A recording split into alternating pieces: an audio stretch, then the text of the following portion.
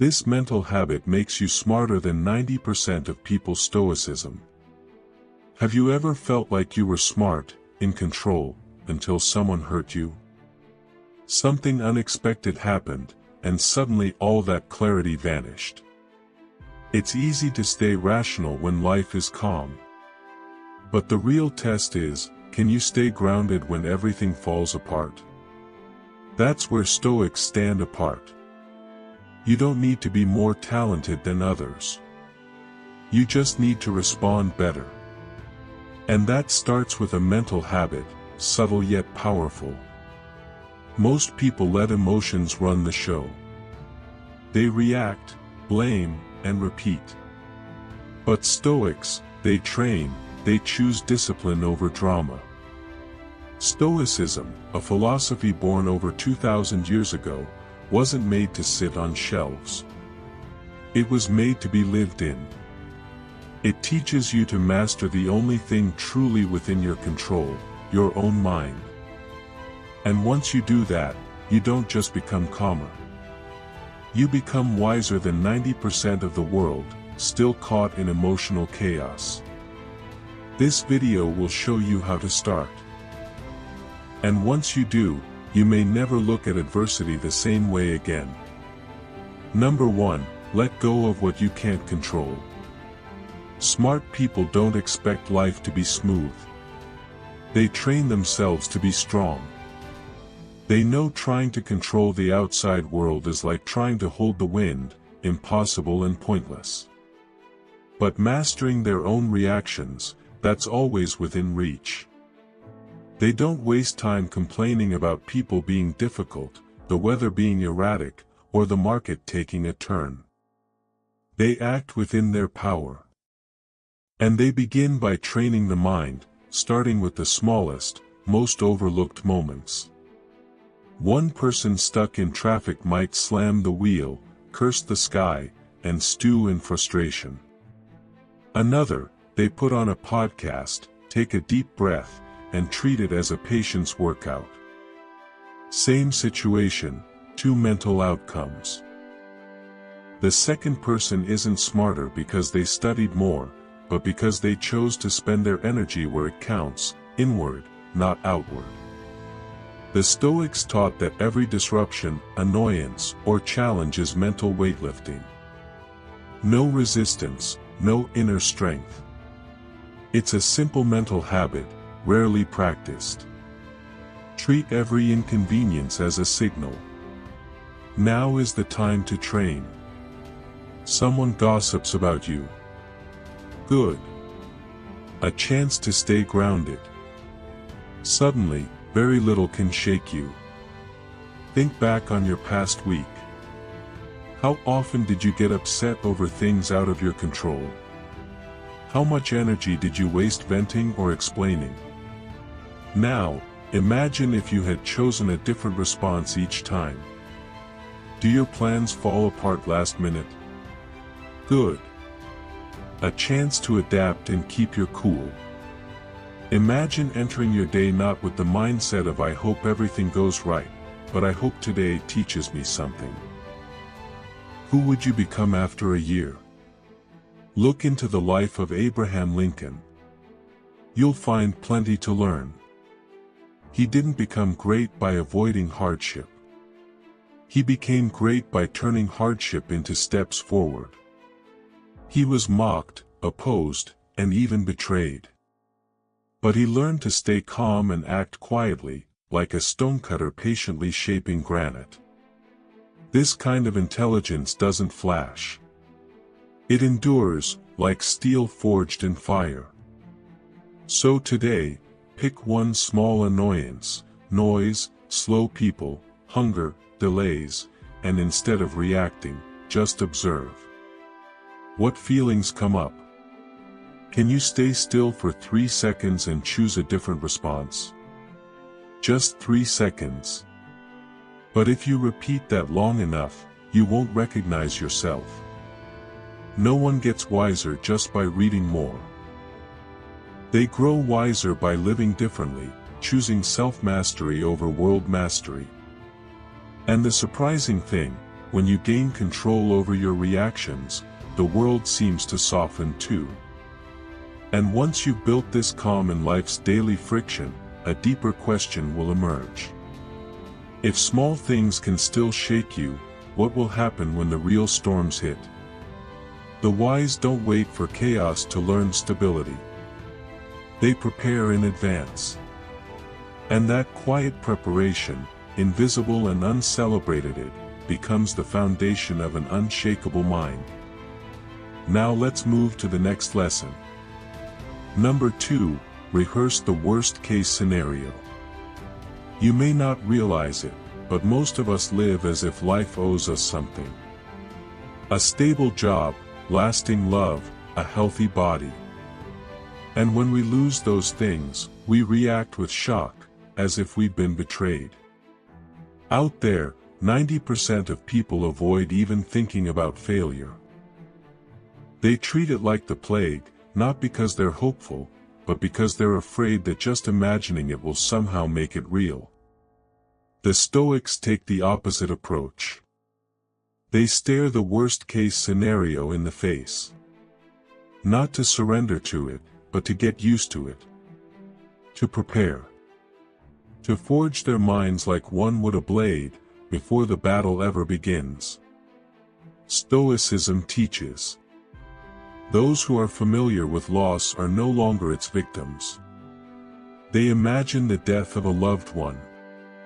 Tomorrow morning, you wake up and learn you've been fired. Most people would panic. Rage at the injustice. Losing all their money. Falling from status. They rehearse those blows in the mind, so when real loss comes, they're not paralyzed. They've been there before. They've walked that road in thought. While others collapse, they stand. That's not magic. That's training. Imagine this.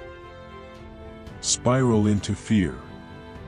But if you're the kind of person who asks once a month, what would I do if I lost my job? Your response would be different. You didn't wait until the crisis hit to start thinking. You've already lived that moment, at least in your mind. This isn't some mental trick. It's a psychological immune system. A mother who once lost her 3-year-old son in an accident shared that, in the months afterward, she didn't scream or drown in bitterness. She hurt, but she didn't shatter. Because for years, whenever she watched him sleep, she would ask herself, if I never see him again, would I survive? That question didn't dull her love. It made her treasure him more. And when the unthinkable happened, her mind didn't collapse. It had been quietly preparing all along. Stoicism doesn't teach you to be pessimistic. It teaches you to be awake. No fantasies. No soothing lies like, everything will be fine, because maybe it won't. And instead of praying for calm, Stoics train to survive the storm. Like firefighters who don't just learn to aim a hose, but crawl into smoke-filled rooms, so they stay calm when the fire's real. You can start with something simple. Each night before bed, choose one thing you're afraid to lose. A person. A dream. A chance. Imagine you lost it today. Ask yourself, how would I react? What part of me would still remain? No need for poetic answers. Just be honest. Doing this won't make bad things come faster. It just makes sure you won't fall apart if they do. The Bible says, it is better to go to a house of mourning than to go to a house of feasting. For death is the destiny of every man. The living should take this to heart. Pain doesn't disappear by running from it. Only by facing it do we grow. This mindset isn't popular because it's uncomfortable. It doesn't inspire. It doesn't go down easily. But it's true. And you have to choose. Do you want comfort? Or a weapon for when life hits hard? If you're still here, it means you've chosen truth over consolation. And that's the first step to becoming stronger than most. But being ready for loss isn't enough. When it actually comes, what matters isn't what happens. It's how you respond. Between life's punch and your reaction, there's always a small space. And in that space, you take your power back. Let's keep going. Number 3. Pause between stimulus and response. Something is shaping most of your decisions. And you probably don't even realize it. It's your reflexes. People say they're angry because of someone. Sad because of something. Afraid of a certain outcome. But in truth, most are living on autopilot. Like a car with no brakes. Someone tugs at their emotional steering wheel and they swerve. Someone honks and they speed up. But have you ever stopped to ask? Are you truly choosing how you react? Or are you just being pulled by a chain of unconscious impulses? The Stoics taught that between stimulus and response, there's a space. And in that space lies your freedom. The freedom not to be a puppet of your emotions. The freedom to choose a response you won't regret. The freedom to act as your true self, not just your instincts. Let me tell you a story. One that might be worth a few moments of your time. Because if you see yourself in it, you'll understand why just 3 seconds of silence can change your life. The story is about a man named Ethan. One day in a meeting, his boss chewed him out in front of everyone for a mistake he didn't even make. The whole room turned to look at him. His ego flared like water splashing into hot oil. Every voice in his head screamed, "Fight back, say something, don't stay silent." He opened his mouth. But then he paused. 3 seconds. Just 3. Not because he was trying to be the bigger person, but because he remembered one thing. Instinct wants to win. Wisdom wants to understand. After the meeting, Ethan approached his boss. Turns out the mistake came from an outdated report. Not his fault. The boss went quiet. Then apologized. If Ethan had snapped back, he might have been right. But he would have lost the respect. Those 3 seconds helped him keep both his calm and his dignity. And that moment marked the beginning of a powerful adult skill. The ability to delay your reaction. You can start practicing today. No course. No books required. Just awareness.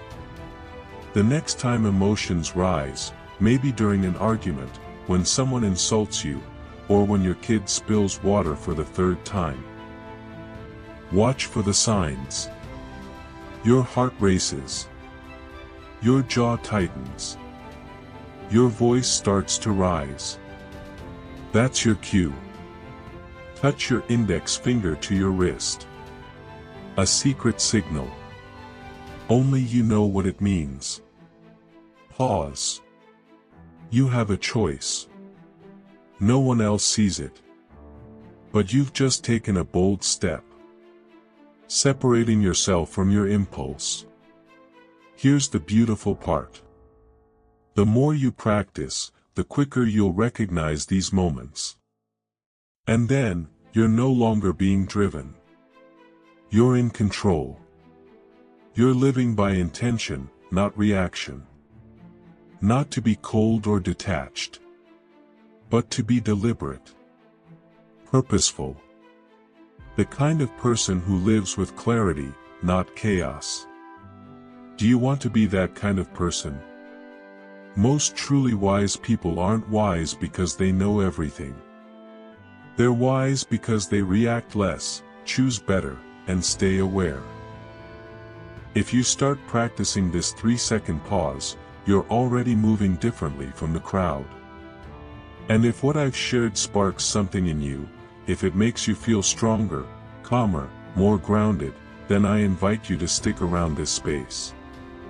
So that whenever you need a reminder, I'll be here to whisper one truth. Wisdom doesn't come from reacting fast. It comes from knowing when to stop. Number 4. Question everything, even yourself. There's a quiet mental habit. Subtle. Invisible to others. But incredibly powerful. Outsiders won't notice it. But those who possess it move faster, think more clearly, and are less deluded than most. They don't ask, "Why is this happening to me?" They ask, "What am I misunderstanding?" This isn't self-blame disguised as reflection. It's a conscious pause. A mental step back. Calm and precise. Like someone adjusting a camera lens. When the photo is blurry, they don't blame the scene. They refocus. Mentally sharp people don't get stuck in their first impression. The Stoics taught that your initial emotion is just instinct. But the story you tell yourself afterward, that's where distortion begins.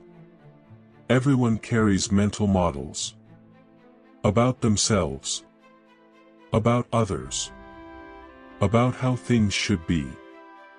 Most of those models are flawed, leftovers from upbringing, old beliefs, and habits.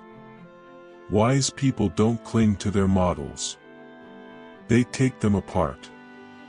Layer by layer. Sounds abstract. Picture this. You're criticized by a colleague in a meeting. Your first reaction. Defensiveness. Justification. Anger. Hurt pride. But if you stop and ask, "Wait, did I misunderstand them?"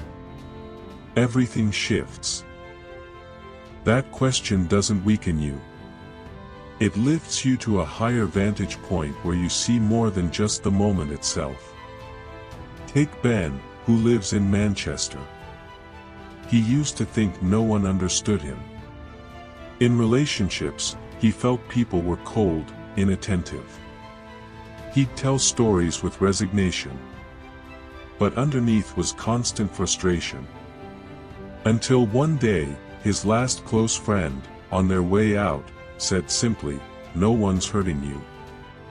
You just refuse to look at yourself." Ben froze. For the first time in years, he didn't fire back. He just sat there, silent, and asked a question he'd long avoided. What if I'm the problem? From that night on, Ben did one simple thing. Each evening, he wrote down situations that triggered negative feelings. And for each one, he wrote an alternate explanation, not excuses, just other possibilities he hadn't considered. 6 months later, his relationships felt lighter. Not because others changed, but because he stopped slapping labels on everything and dared to question himself. You don't have to wait until someone leaves to learn this. You can learn from Ben. Tonight, before bed, try this. Write down one thing you felt 100% certain about today. A judgment, a belief, a conclusion. Then underneath, write, what could make this wrong? You don't need the perfect answer. Just practice living with the idea that you might be wrong and seeing that as a strength. This habit isn't flashy. It's like wiping your glasses each morning. No one sees you doing it, but they feel the clarity in how you speak, how you carry yourself, how you handle what makes others spiral. Once you stop fearing your reflection, you start learning faster, understanding people better, and living more truthfully because you're no longer trapped in illusions of your own making. Number 5, don't rush to label things as good or bad. Some days, you spill your coffee, show up late to a meeting, and then lose connection mid-call. Instantly, you think, what a terrible day. But in reality, those are just things that happened until you gave them a name. And once you named the day, that name took over. You got irritable, lost focus, and turned it into exactly what you believed it was. In Stoic philosophy, there's no such thing as a bad day or a good day. There are only events and your response to them. Most people are quick to assign meaning, lucky, unlucky, great, terrible. But it's not the event that defines your reality. It's the label. That label shapes your mood, drives your behavior, and limits your perspective. A Stoic doesn't react that way. They pause. They observe. They ask one more question before responding. What is this? And in that pause, wisdom has room to emerge. Let me tell you a story. It's worth hearing, because you might be living it without realizing it. James, 35, works in marketing. One day, he got an email from his boss. We'll be re-evaluating your role next quarter. James read it and instantly panicked. His mind stamped 3 labels on it. I'm getting fired. I'm not good enough. My boss has lost faith in me. He didn't sleep that night. Over the next few days, his productivity tanked. 3 weeks later, he got a warning, not because of the email, but because of the downward spiral he triggered with his assumptions. Later, when he studied Stoicism, James realized, if he had just thought, I don't fully understand this. I need to clarify. Everything might have turned out differently. See how it works. A compliment can make you complacent. A criticism can help you grow. And any event, no matter what it is, can become a gift if you resist the urge to name it too quickly. The world isn't split into black and white. It's made of a million shades of gray. And the wise don't fear the gray. They learn to live with it, so they can see more deeply, instead of reacting on the surface. If you want to build this habit, you don't need a life-altering event to start. Begin small. When someone's late, don't jump to, they don't respect me. When a client says no, don't jump to, I failed. Instead, just think, maybe there's more to the story. I don't see everything yet. Every time you pause before reacting, you give your mind space to operate from clarity, not reflex. We can't stop life from throwing challenges at us, but we can stop labeling every challenge the moment it appears. And that pause, that single breath, is an edge most people don't have. Someone can read a lot, talk a lot, know a lot, but if they still react the same way to everything, that knowledge is just decoration. If you've read this far, you're already halfway there. You belong to the rare group with the patience to pursue real wisdom. Don't stop. Each part that follows gives you a new tool, a new angle. And when you put them all together, they won't just change how you think, they'll change how you live. Keep going, the full picture is waiting. Number 6, always remember you will die. A typical morning, you wake up, glance at your phone, check your notifications, order coffee, open your laptop, and another day begins, exactly like the one before. But imagine someone whispers in your ear, tomorrow you will die. Suddenly, everything changes. That unread email. Not important. Yesterday's argument. Not worth a second thought. And suddenly, you want to call your parents. You want to take a walk without your phone. You want to look at the person you love. That's the power of memento mori. Remember that you will die. Not to depress you, but to wake you up. Most people are pulled in all directions by things that don't matter. Online drama. Silent rivalries at work. Social events no one enjoys. But those who remember death live differently. They're like someone in a desert with one bottle of water. Every drop counts. They don't let their minds get filled with pointless arguments. They don't waste time on envy. They don't delay the hard, important things. Death makes them sharp, like cold water splashed in the face. No room for fog. The truth is, most of us aren't living wrongly. We're just living blindly. We bury ourselves in work, drown in news, and hide in routines because we think we have time. But do you know how much time you have left? And if you don't, why are you spending it like it's unlimited? A truly wise person doesn't just ask, "What am I doing?" but "Why am I doing this?" And the most powerful question of all is, if this were the last time I ever got to do this, would I do it differently? A meal with a friend. A hug. A phone call. A moment of silence. Death, seen clearly, is the best filter there is. Don't get it wrong. Memento mori isn't a grim warning sign.